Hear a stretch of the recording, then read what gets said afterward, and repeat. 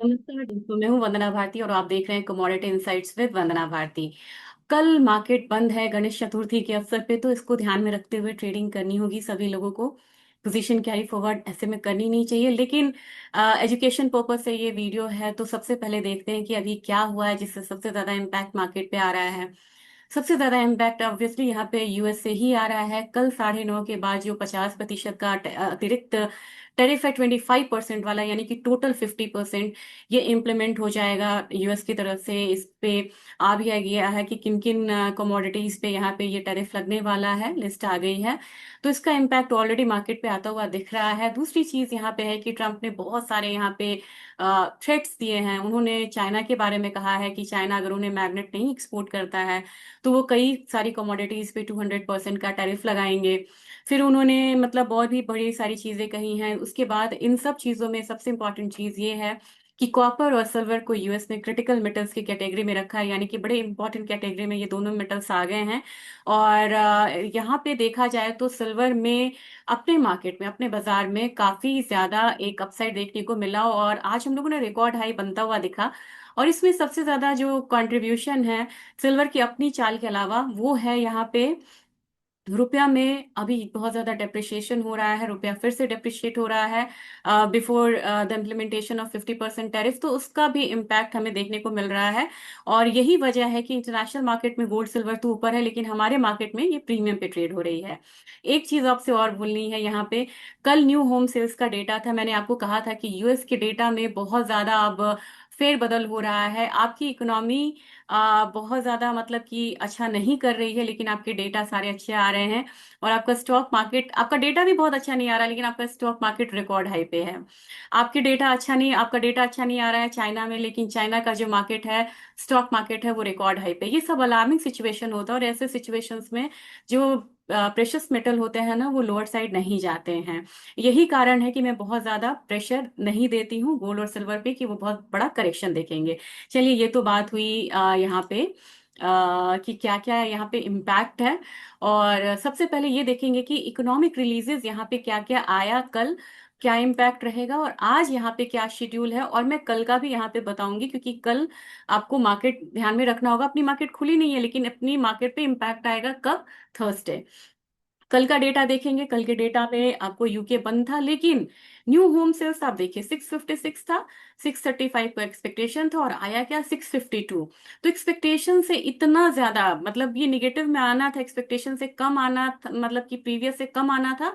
और यहाँ पे इतना ज्यादा आ रहा है, ये डेटा में भारी फेरबदल को बताता है। आज ड्यूरेबल गुड्स डेटा -9.4 है, फोरकास्ट -9.4 है। और अगर कल का अगर आप वीडियो रेफर करेंगे तो ये -4% था, लेकिन अब ये -9.4 आया है।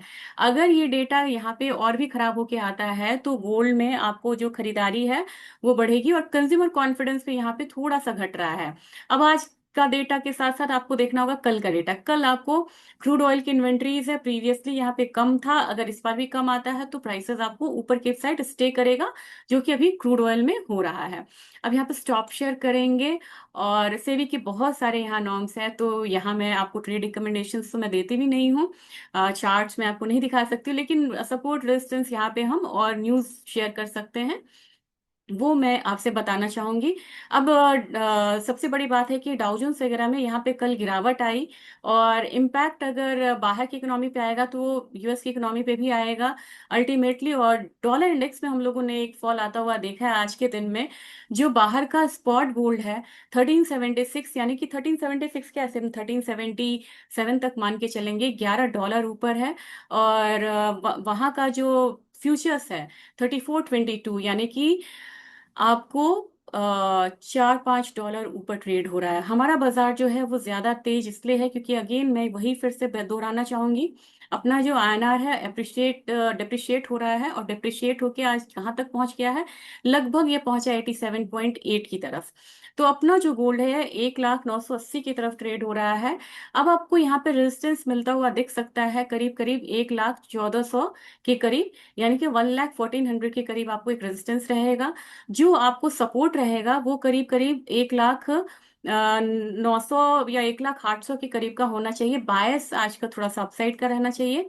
सिल्वर अगर देखेंगे तो सिल्वर में $40 तक का एक रेंज निकल के आ रहा है। नेक्स्ट जो रेजिस्टेंस है वो $40 ही यहाँ पे होगा। $39 पे कई बार सिल्वर ने एक डाउनसाइड दिया है, लेकिन रिसेंटली हम लोगों ने जो हाई आता हुआ देखा था, वो हाई कितने का था? वो हाई था $39.5 का। उसको चेज कर सकती है कमोडिटी। और एक चीज आप ध्यान में रखिएगा, आज के दिन में न्यू हाई यहाँ पे लगा है। न्यू हाई कितने का लगा है? 1,16,729 का।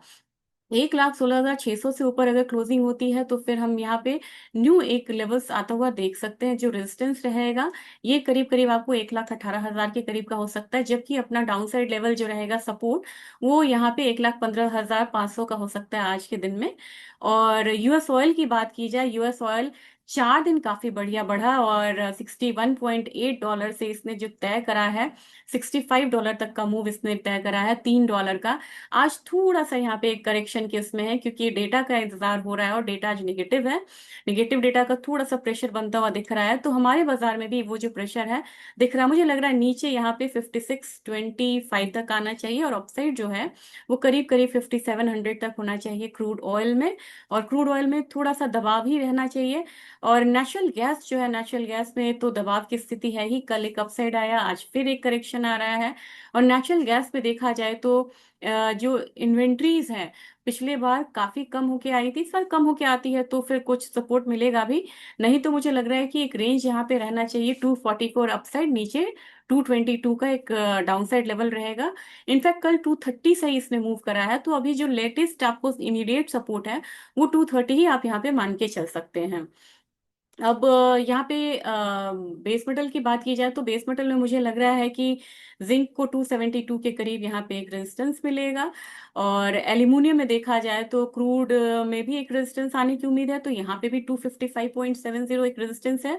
और सपोर्ट कहाँ पे रहेगा? 252 का यहाँ पे इनफैक्ट हो सकता है। कॉपर ने कल बड़ी अच्छी मूव दिखाई, और कॉपर धीरे धीरे करके ही 903 तक जाने की कोशिश करेगा, लेकिन इसको काफी सारा रेजिस्टेंस भी है। और सबसे बड़ा रेजिस्टेंस आपको 895.9 का है। तो इससे ऊपर जाए तभी आपको कॉपर में ज्यादा अपसाइड की यहाँ पे मतलब कॉल लेनी चाहिए। और इसके बाद अगर एग्री कमोडिटीज में आए, एग्री कमोडिटीज में मेरे ख्याल से यहाँ पे अब टर्मरिक में एक डाउनसाइड जो है वो दिख रहा है। टर्मरिक में फसल अच्छी हो सकती है, लेकिन फिलहाल यहाँ पे डोमेस्टिक डिमांड है, एक्सपोर्ट डिमांड बहुत ज्यादा मतलब नहीं है। और जितना डोमेस्टिक डिमांड होना चाहिए था, फेस्टिव डिमांड, वो नहीं उभर के आ रहा है सामने। शायद बारिश भी इसकी वजह हो सकती है। तो 13,140 का मुझे सपोर्ट लगता है। और जीरा की बात की जाए तो जीरा ने अब एक रेजिस्टेंस को फेस करा है, 19,890 का लेवल इसने यहाँ पे दिखाया है। मुझे 20,300 तक लग रहा है कि एक अपसाइड आना चाहिए जीरा में। उसके बाद हो सकता है कि फार्मर्स यहाँ पे फिर से स्टॉक को रिलीज करें। और नीचे की तरफ जो स्ट्रॉन्ग सपोर्ट है वो 19,400 का है। धनिया में एक अपसाइड तो है, लेकिन यहाँ पे क्योंकि इसमें 23% एक्सपोर्ट बढ़ा है, तो मुझे लग रहा है कि अब धनिया जो है एक बार 8250 वाला लेवल जो है, ये इस जगह जाने की कोशिश करेगा। लेकिन ग्वार में भी अब मुझे लग रहा है कि ग्वार अब यहाँ पे धीरे धीरे अपना जो एक बेस बना रहा है, इसने थोड़ा सा ऊपर का बेस बनाया। पहले कहाँ का बेस था? 5,000 का। अब इसने बेस बनाया 5,200 का। तो 200 ऊपर ग्वार ने अपना एक हायर लोज बनाना शुरू करा है। तो अपसाइड में 5275। और ग्वारगम की बात की जाए तो मुझे लग रहा है कि 9805 एक मतलब इसका रेजिस्टेंस रहेगा, उसको ये जा सकता है छूने। और कॉटन ऑयल सीड केक अब यहाँ पे एक प्रॉफिट बुकिंग की राह में है, और यहाँ पे काफी सारे स्टॉक्स रिलीज किए जा सकते हैं, क्योंकि काफी ज्यादा अपसाइड देखा। अपसाइड क्या देखा? मार्च में ये 2600 के करीब ये की है कमोडिटी, 3500 तक का हाई लगा चुकी है। तो मेरे ख्याल से अब यहाँ पे एक हल्की प्रॉफिट बुकिंग आती है, तो 3360 तक का जो रेंज है वो आता हुआ दिख सकता है। जबकि कैस्टर में भी एक कमजोरी का दिन हो सकता है, 6670, 5 से 6670 वाला रेंज जो है वो आता हुआ आप देख सकते हैं यहाँ पे। कोई भी न्यूज आती है तो मैं आपसे जरूर अपडेट करूंगी इवनिंग में भी, लेकिन अभी तक के लिए फिलहाल यही अपडेट है। थैंक यू, और आपका दिन शुभ हो और आपका त्योहार अच्छे से मने।